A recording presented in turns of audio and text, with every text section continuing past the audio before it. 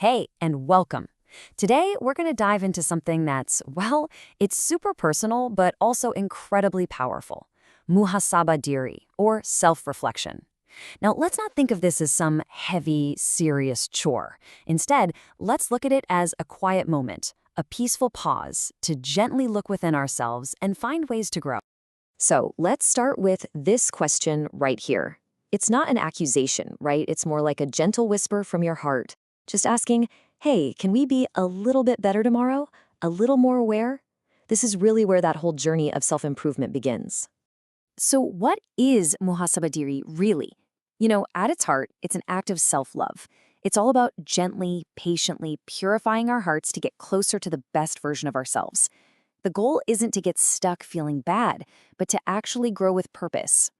I just love this metaphor. Imagine your soul is a window. Now, the point of self-reflection isn't to stand back and judge how dirty that window is. No way. It's simply about cleaning it so that more light, more clarity, and a stronger connection can shine through. See? It's an act of hope, not one of guilt. Okay, but to really get why this cleaning is so important, we have to talk about the dust itself. We've got to understand the danger of those seemingly tiny, insignificant little things we sometimes do because, well, they really, really matter in the long run. It almost always starts with just one small thing, doesn't it? A single action, a tiny choice that we might not even think twice about, something we figure has no real consequence. And that one little misstep, it's like a single speck of dust that lands on that clean window of our heart. By itself, it seems pretty harmless, right? What's one tiny speck of dust? But here's the thing, and this is absolutely crucial. One speck becomes two, then 10, then 100. And over time, all that harmless dust starts to build up, and it clouds our spiritual vision. It just makes it harder and harder to see clearly and to feel that divine connection we're all looking for. And what kind of dust are we even talking about?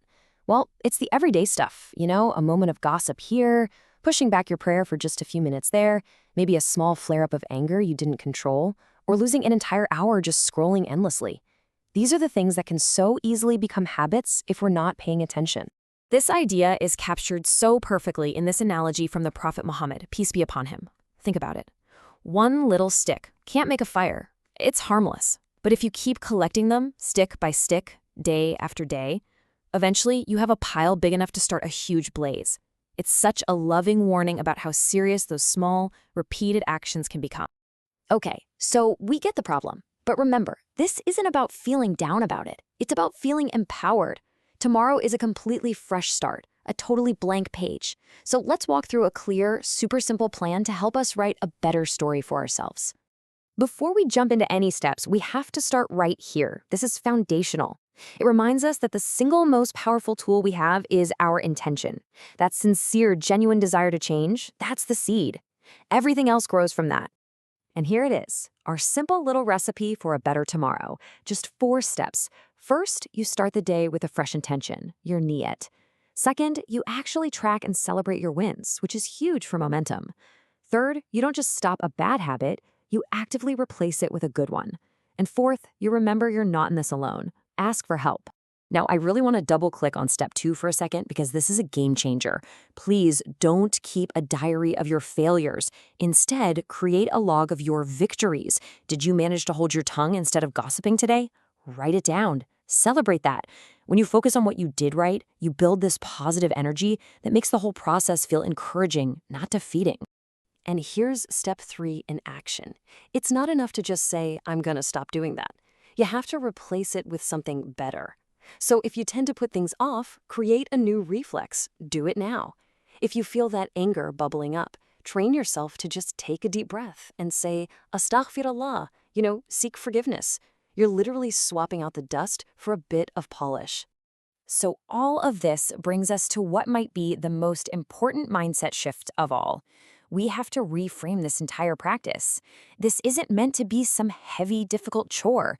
No, when you change your perspective, it can actually become a beautiful and even joyful game. Just look at this shift in mindset.